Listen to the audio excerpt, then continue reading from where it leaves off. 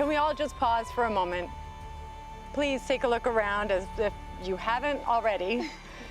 Look at this amazing bride and this groom who was born to be married in Scotland.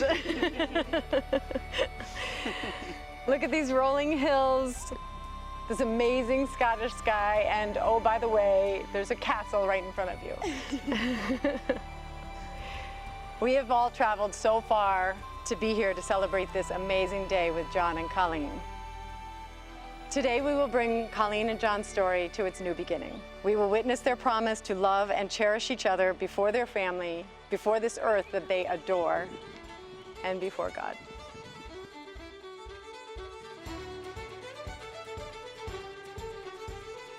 My sister Colleen has always been someone I look up to.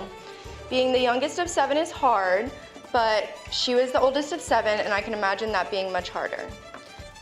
Thanks to Colleen, I have always felt safe and welcome to be my full and authentic self. Thank you to your ability to always know who you are. Growing up as a child, you always knew. I'll sum up my feelings for Colleen in one word: grateful. Grateful that she was the first child, or guinea pig, as she lovingly or begrudgingly refers to it, depending on the day. Grateful that I had a role model to show me the ropes, teach me how to grow up while holding on to your inner child. Colleen is the type of person who will always put others first. She gives the best advice that I sometimes don't take, but she will always be there for me if I need it. When I was little, anytime I used to say the word hate, Colleen would say to me, "Emma, never say hate, say dislike intensely instead." I think that little piece of advice she used to give me just goes to show how good her heart is and that there really is no hate in her. It's not often that you find two people so well suited for each other. I am so grateful that Colleen shaped my siblings and I to be the people that we are today, and I cannot wait to see the family that Colleen and John will create together. Colleen is the oldest of 7, as you all know. She is determined, has extraordinary family loyalty.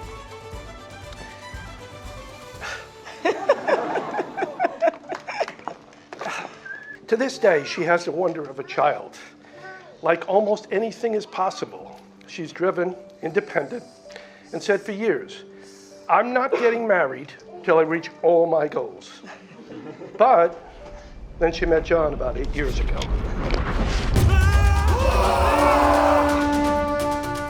It's never going to be an easy job being the first serious significant other to join a family of 9.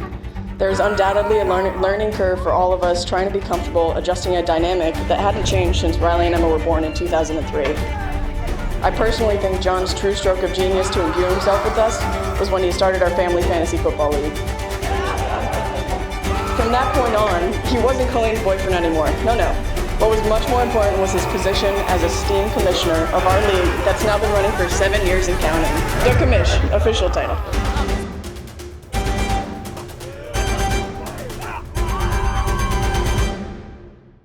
Nobody knows it, nobody knows it, right from the start. I give you my heart, oh, I give you my heart. Bum, bum, bum, bum, bum. You ready? Okay. No one's slick as our John, no one's quick as our John, no one's neck is incredibly thick as our John, for there's no man in town quite as manly, perfect, a pure paragon.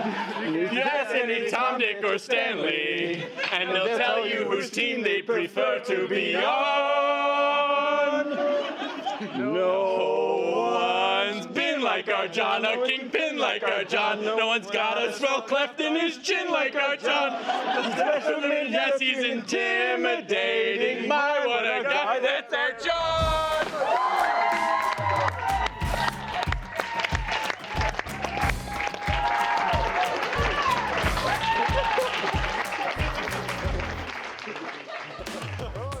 Whether it's selling my parents' house or reminding us to change our fantasy lineups, I can't imagine our family without you in it. I've known him for over half of my life now. So we've always gotten together for basketball, rugby, board game nights, and just casually going ghost hunting in the middle of the night to abandoned asylums, cemeteries, whatever woods we can find. You know, totally normal late teen guy stuff, you know, that we totally won't still do today.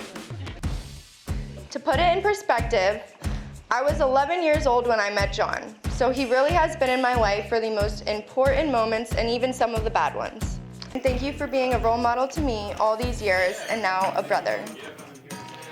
From the time we met John, we found him quiet and reflective, extremely supportive, and passionately loyal to Colleen. He was dedicated and sincere, and we realized very quickly how much they were both so in love. When I was born, Colleen was assigned to be my official buddy in the family. John, I'm officially passing the title along to you.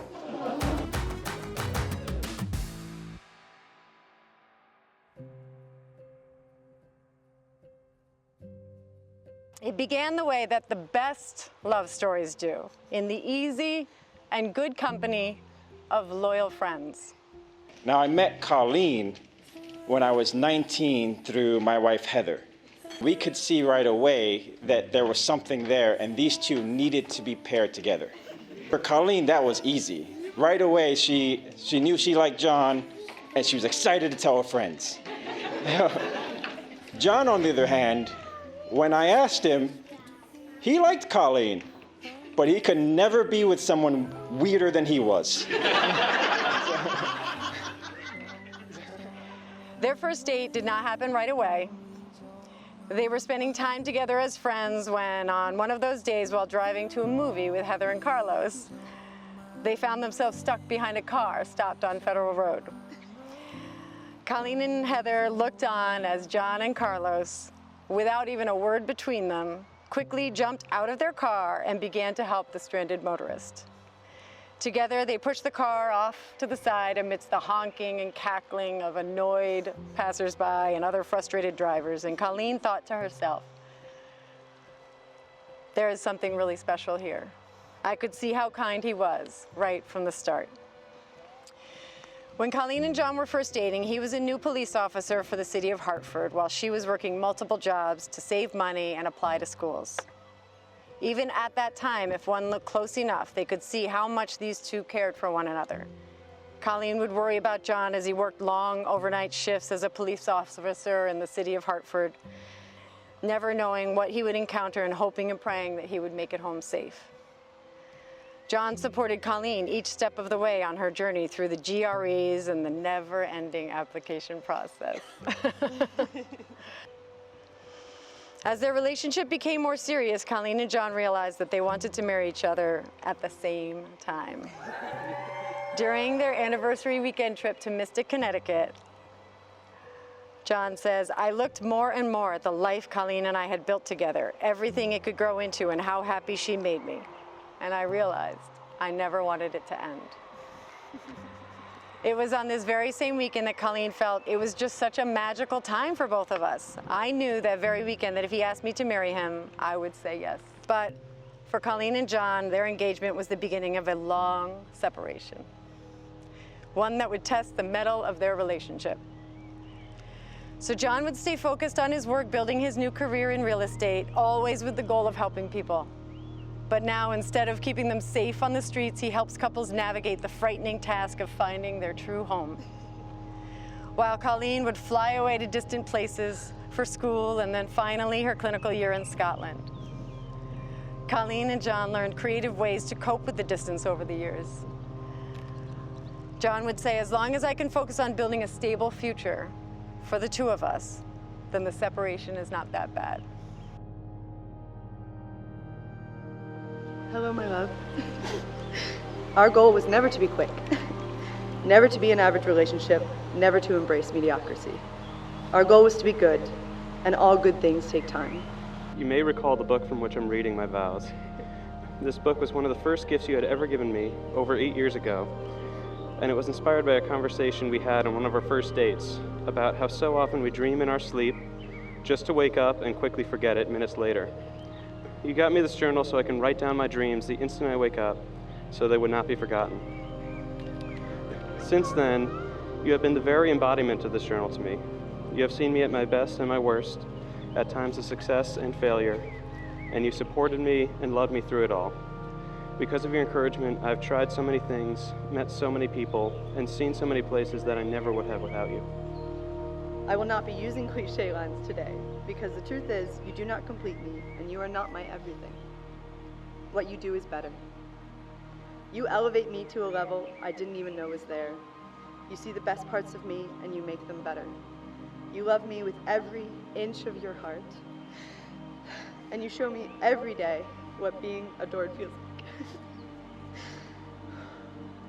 You make me feel like I can be wholly myself, weirdness and Colleenisms and all. I found no more fitting dream to write in this book than the dream that you'll be a part of my life for the rest of my life. So my vows to you are this: to bring you joy on the difficult days when happiness seems out of reach, to make you constantly laugh by bringing out the humor in the simplest and silliest things in the world around us, to put our family first and be constantly striving to give our children the most fulfilling life possible, even the furry ones with 4 paws, to keep our family safe from harm, no matter the cost, to see you at your most vulnerable and difficult times, and to love you through it. You have supported me through a life I didn't even know could be possible. Well, I went through all of those many, many years of school, and you've made all of my dreams possible. You are my favorite person in the world, and I can't even fathom how I lived life before you came. To me, you are a handwritten note in a world of instant messages, warm, patient, and filled with love. I vow to love you always, through every moment that comes our way, good or bad. I vow to hold you in your grief, tend to you in sickness, and celebrate you in your triumphs. I vow to be with you up until the end of all things and beyond. And lastly, I vow to be your dream journal, to support you as you pursue your dreams, so that with every goal you set and every amazing thing you strive for in this world, you know I'll be right there running by your side and cheering you on. To remind you and inspire you to be the absolute best and happiest version of yourself that you can possibly be, because that's exactly what you've done to me. When John came back to Scotland, Colleen says, when he came back to me this March, I cried my eyes out as soon as I saw him. And it was because I knew we had made it. This was the end of our long distance, and we would never be separated again.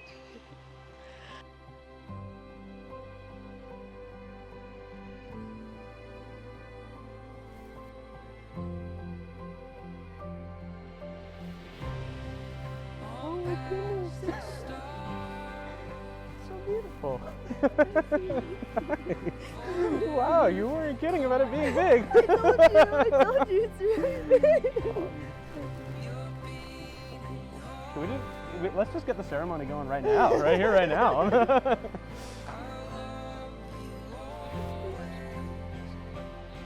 May the wind be always at your back, and may the warm rays of sun fall upon your home.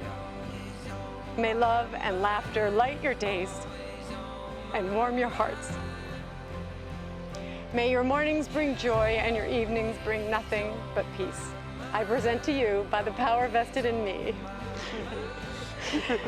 your newlyweds, Colleen and John. You may now kiss the bride.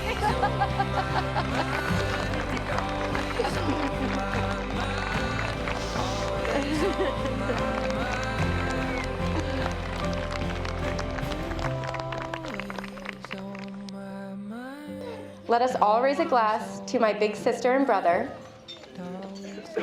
May we wish them a life full of love, laughter, smiles, and whether John knows they're coming home or not, lots of four-legged family members. Cheers.